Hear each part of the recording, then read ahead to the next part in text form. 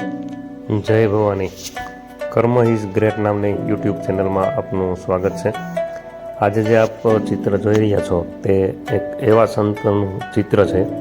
તસવીરમાં જે આપ જોઈ રહ્યા છો અલગ અલગ ફોટોગ્રાફ્સ, એ બાબરા અને ચાવંડ રોડ ઉપરનું એટલે કે રાજકોટ ભાવનગર હાઈવેનું ગામ છે બાબરા.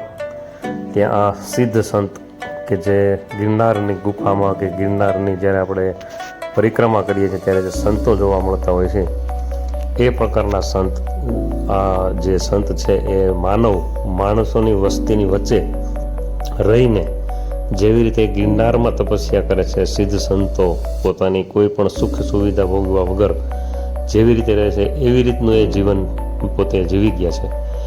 અને બાબરામાં છેલ્લા 30 થી 35 વર્ષ, આશરે 35 વર્ષથી પણ વધારે સમયથી ટેકરી પર રહેતા હતા. પોતે એકલું જીવન જ ત્યાં જીવતા હતા, પસાર કરતા હતા અને બ્રહ્મલીન થઈ ગયા છે હાલમાં જ. હમણાં થોડો સમય પહેલાં ગત તારીખ 26/10/2024 રોજ બાપુ બ્રહ્મલીન થયા અને તેમનો દેહ વિલય થયો છે. અને ત્યારે ખૂબ મોટી સંખ્યામાં તેમના જે સેવકો ઘણા સમયથી જે ટેકરી ઉપર દર્શન કરવા બાપુના આવતા, તે સેવકોની પણ હાજરી હતી. આપ જે જોઈ રહ્યા છો અત્યારે સ્ક્રીન ઉપર બાપુની જે પાલખી યાત્રા અને જે સમાધિ દર્શન જે નિહાળી રહ્યા છો, ખૂબ મોટી સંખ્યામાં જે બાપુના જે જૂના ભક્તો જે હતા. બાપુ બાબતમાં ઘણી વાતો છે કે જે હું 15 કે 20 મિનિટના સમયમાં ન કહી શકું. જે બાપુના સેવકો જે રેગ્યુલર દર્શન કરવા જતા હતા, તેમાંથી અમે પણ એ બાપુના સાનિધ્ય અમને મળ્યું. એ બાબતમાં અમે પણ ભાગ્યશાળી માનીએ છીએ અમારી જાતને કે અમારે પણ દર્શન થતા. અને છેલ્લા 18 વર્ષથી રેગ્યુલર અઠવાડિયા 10 દિવસે હું પણ બાપુના દર્શન કરવા જતો. અઠવાડિયું, 10 દિવસ, 15 દિવસે, ગમે ત્યારે. પછી એવા પણ બાપુના સેવકો હતા કે જે લગભગ સવારે કોઈ સાંજના સમયે જતા હતા, બાપુના દર્શન માટે જઈ રહ્યા હતા. અત્યારે જે આ દ્રશ્ય નિહાળી રહ્યા છો તે સમાધિ માટેના દ્રશ્યો છે, જેમાં તમામ ભક્તો જે આજુબાજુમાંથી જે દર્શન કરવા આવતા, બાબરા, ચાવંડ, ગળકોટડી, રાજકોટ, ઘણી જગ્યાએથી અલગ અલગ ગામોથી દર્શન માટે બાપુના આવતા. અને એવા પણ સેવકો હતા કે જે ત્યાં આ બાપુના દેહ વિલય સમયે મળ્યા અને ખ્યાલ આવ્યો કે ભાઈ આ પણ આવતા, કે ભાઈ આ ભાઈ પણ આવતા. બીજી એ વાત કે જે આપ અત્યારે નિહાળી રહ્યા છો તે સામે જે બાપુની જે સમાધિ, જે અગ્નિદાહની જે વિધિ ચાલી રહી છે, તેમાં ધ્યાનથી જુઓ, તમને પાણીની ધારા વહેતી દેખાશે. જે મેં નજર સમક્ષ અમારી સિવાયના પણ ત્યાં જે હાજર હતા એ તમામ લોકોએ એ દર્શન કરેલા. ગંગા, જમના અને સરસ્વતી જેવી રીતે ધારાવાહી વહેતી હોય, આવું દ્રશ્ય મેં મારી ઉંમરમાં, મારી લાઈફમાં કોઈ દિવસ નથી જોયું ને કદાચ તમે પણ નહીં જોયું હોય.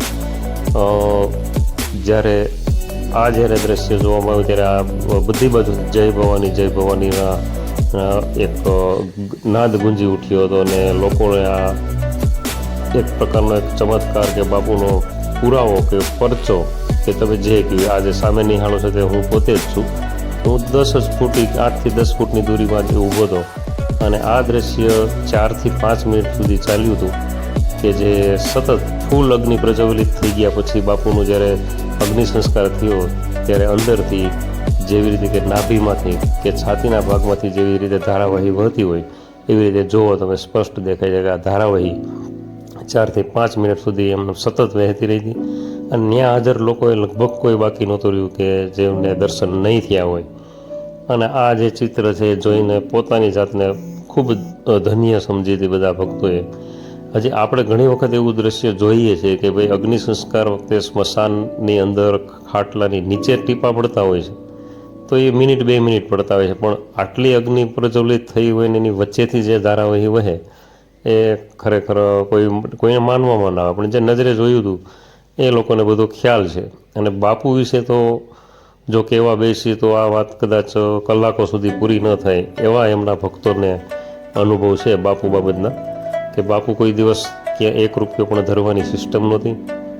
બાપુના ફોટા નહીં પાડવાના, બાપુના વિડીયો નહીં ઉતારવાના, કોઈ પણ પ્રકારનું જ્યારે વધારે વાત નહીં કરવાની. 1 થી 2 મિનિટની અંદર બાપુ કોઈ પણને રજા આપી દેતા, એવું કહેતા કે જય ભવાની, વધારે વાર નહીં બેસવાનું. આવે આદર સત્કાર આપે, આવો ચા પીવી, પેંડો, પહેલાં ચાની ત્યાં સિસ્ટમ હતી કે બધાને આવેલ ભક્તોને ચા પાતા હતા, પછી પેંડો આપતા હતા. પેંડા વગર કોઈ વ્યક્તિ નહીં, ને કોઈ દિવસ કોઈને, ઘણાને એવી હોય કે ભાઈ બાપુ ખીજાય છે, આ છે તે છે, પણ નહીં, કોઈ દિવસ કોઈને તુકારો પણ નહીં કરતા.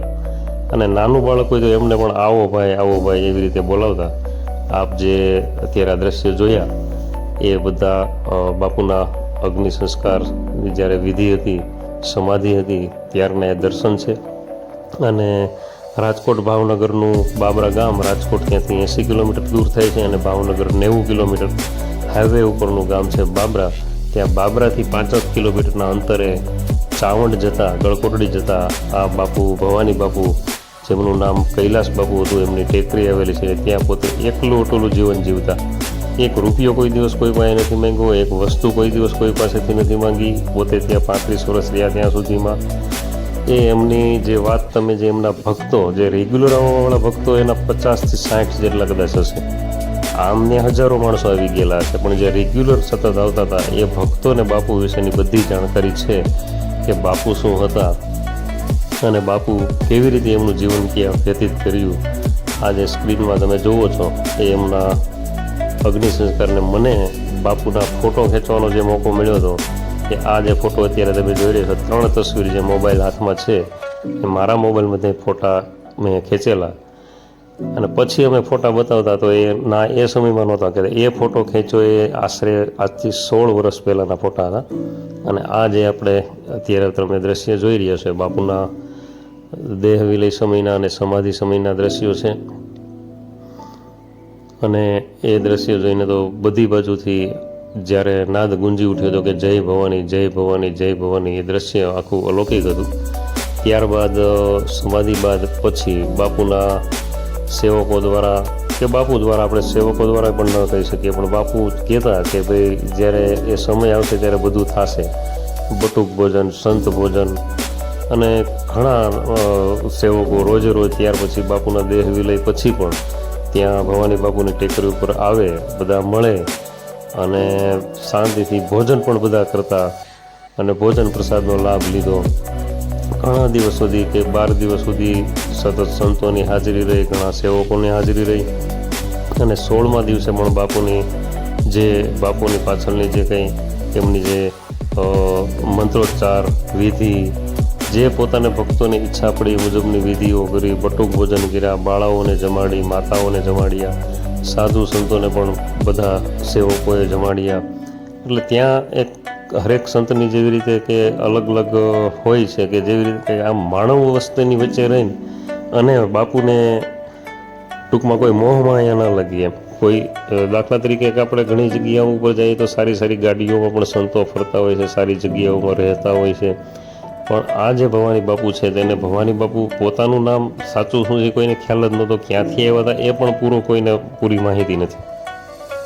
બાબરામાં 35 વર્ષથી હતા, પણ કોઈ ચોક્કસ ન કહી શકે કે આ જગ્યા ઉપર બાપુ હતા, કે અહીંયા હતા, કે આવી રીતે હતા. આ તમે જુઓ છો, આ નાના નાના બાળકો, નાના નાના બહેનો, માતાઓ, બાળાઓ, એમને બટુક ભોજન અને બધા સેવકો દ્વારા કરવામાં આવેલું ભેટ પૂજા પણ આપવામાં આવેલી.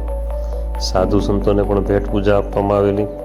અને અવારનવાર અમને યાદ છે કે અમે બાપુને ક્યારેય અહીંયા સાફ સફાઈ કરવાનું પણ કહેતા ને તો એ કે નહીં, આ સાફ સફાઈને આ કાંઈ નહીં, બધું નહીં, કોઈ વસ્તુ નથી કરવાની, એ રહેવા દો, એ નથી અડવાનું, એ સમય આવશે ત્યારે થશે. કોઈ વસ્તુ ત્યાં વિકાસ પણ નહીં કરવાનો. અને એ તો ઠીક છે, ત્યાં સુધી વાત કે ઉપર પંખો પણ ફિટ કરવા નથી દીધેલો બાપુએ, કે નહીં પંખોય નહીં. ટાઢ, તડકો કે ઉનાળો, ગમે એવી ગરમી હોય, શિયાળો હોય, તો બાપુ ફક્ત એક પોતળી દેતા કાપડની. અને ક્યારેક ઉપરનું જે ખમીસ આવે, જે હાવ એકદમ આછું જભા જેવું ખમીસ ક્યારેક પહેરતા. અને આજથી જ્યારે અમે 17-18 વર્ષ પહેલાં જતા ત્યારે તો ખૂબ ઓછા લોકો ત્યાં આવતા, જૂજ લોકો. ગળકોટડી અને દરેડથી રામભાઈ ભરવાડ પણ એમના જૂના બાપુના સેવક હતા, આવતા. ચાવણથી જનકભાઈ કરીને પણ આવતા. અને હાલ હમણાં ઘણા વર્ષથી છેલ્લે બહાદુરભાઈ રાજકોટથી પણ એ આવતા, લાલભાઈ, ઘણા, હું બધાના નામ ન લઈ શકું આમાં. લાલભાઈ ગળકોટડીથી, લાલભાઈ ભરવાડ, એમનો આખો પરિવાર, બહુ જાજા સેવકો અહીંયા સેવામાં રેગ્યુલર આવતા. અને અત્યારે જે આપ જોઈ રહ્યા છો એ સમાધિ દર્શન આ રોકડા રામ બાપુ જે રાજકોટના છે તેઓ પણ ઘણા સંતો અહીંયા આવેલા અને ત્યારે બાપુની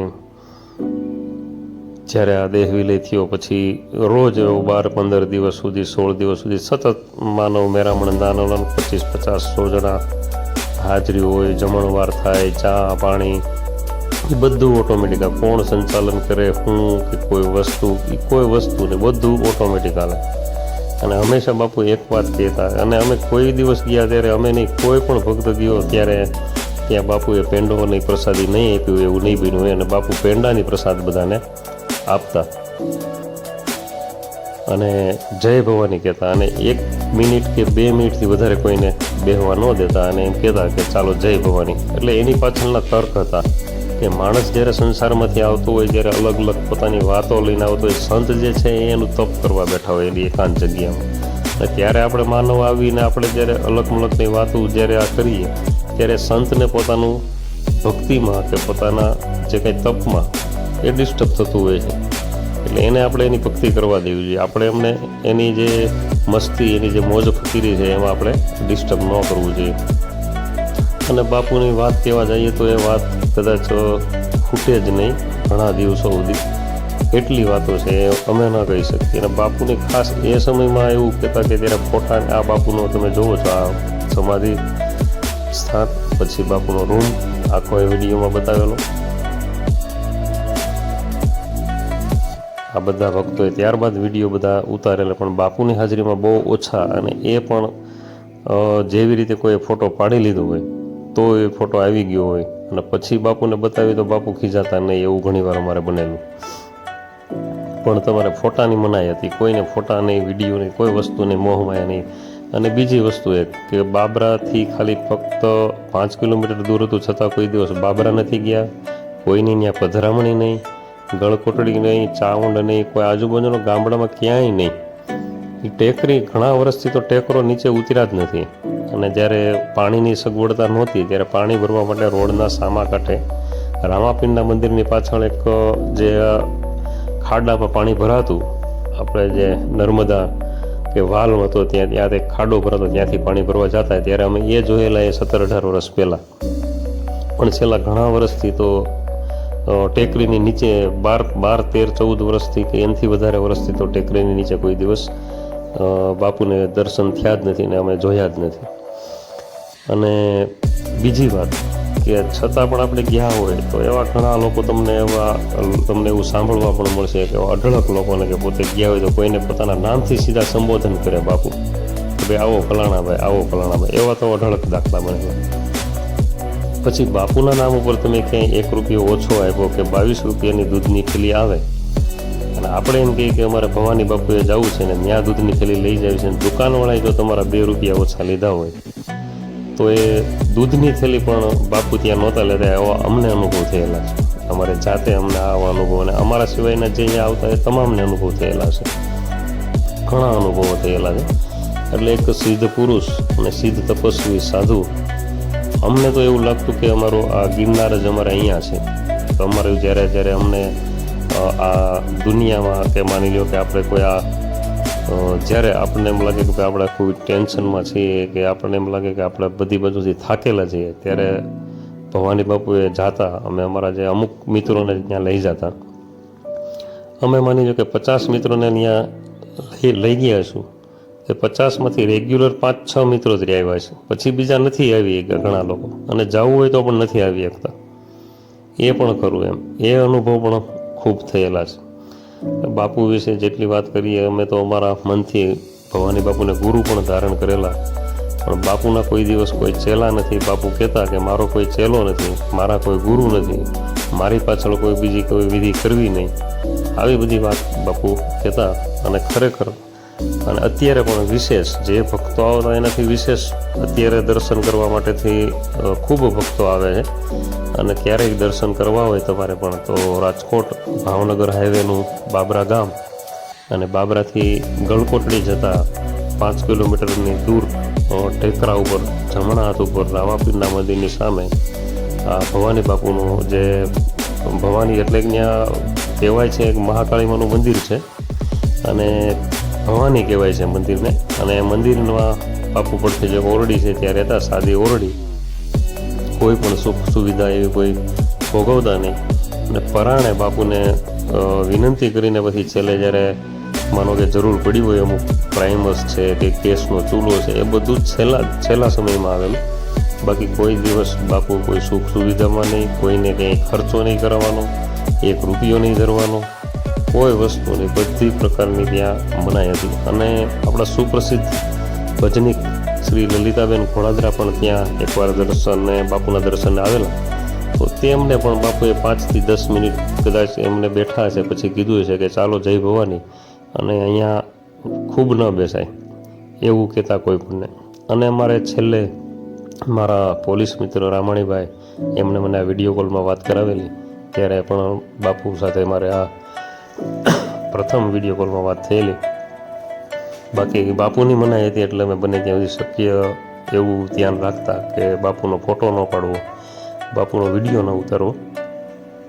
અને આ રામાણીભાઈ મારા મિત્ર છે, એમના લીધે મારે પણ બાપુ સાથે આ લગભગ બાપુના દેહ વિલય પહેલાં 15-20 દિવસ પહેલાં કે મહિના પહેલાં વાત થયેલી. એટલે એ પણ અમે ભાગ્યશાળી છીએ. અને આ લલિતાબેન આપ જોઈ રહ્યા છો કે ઘણા સમય પહેલાં બાપુના દર્શને આવેલા, ત્યારે બાપુની પણ એમને બાપુના તપની એમને અનુભૂતિ થયેલી.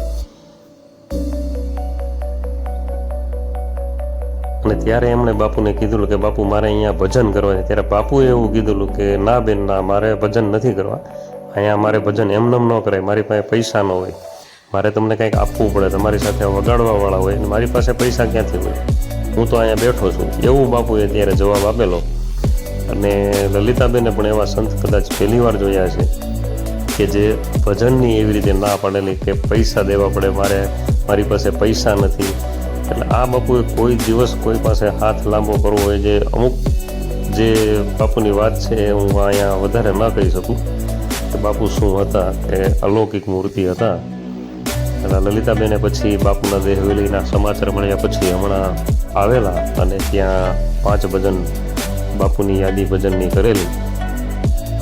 આ જે તમે તસવીરો અમુક જોઈ રહ્યા છો, બાપુ જે તસવીરો બધી અલગ અલગ સેવકોએ બાપુની લીધેલી, આ તસવીરો,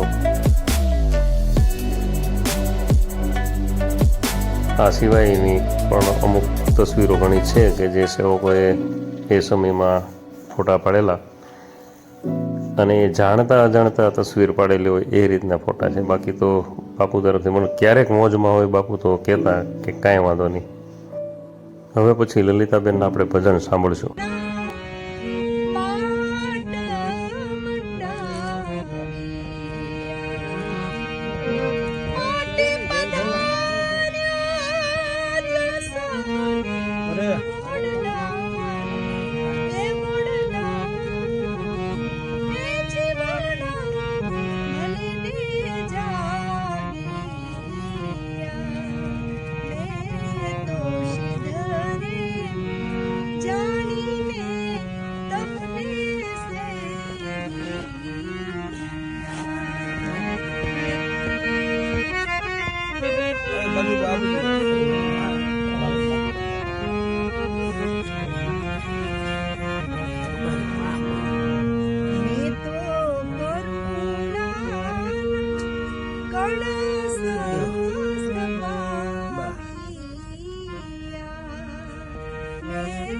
જય ભવાની. જય ભવાની. કેવા પપ્પાઈ છે આ ઓલા વાળા? હા વાળા. જય ભવાની. નારાયણ નારાયણ બાપુ. જય નારાયણ બાપુ. કેમ છે? સારું છે?